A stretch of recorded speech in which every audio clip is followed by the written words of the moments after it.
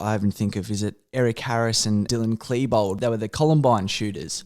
And they were almost people who saw themselves as outsiders and isolated. And if you look at that act, it was the ultimate act of kind of isolation. And it's almost like in such a horrible, sinister way, they were kind of reclaiming potentially the bullying that they would have gone through.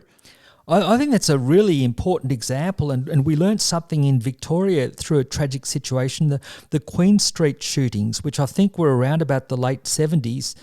It would have been more like the mid-80s, I think. But with the Queen Street shootings, there was the fellow Frank Vitkovic who left a suicide note.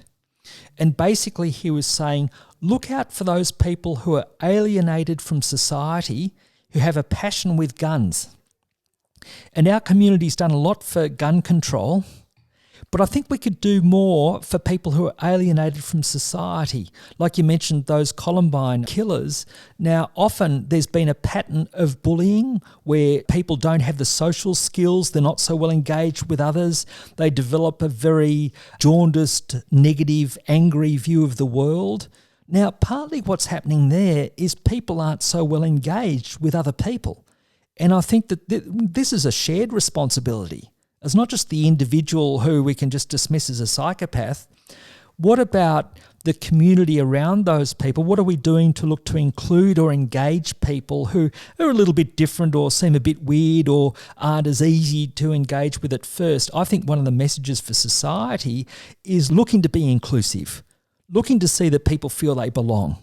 If people act in a troubled way, first of all, think, might there be some kind of reason behind that? People might have experienced harsh experiences before and found it harder to trust others. So I think that was one of the messages from Frank Vitkovic and some of these other situations that tends to be underemphasised, the importance of engaging and linking in people who are living on the margins of society.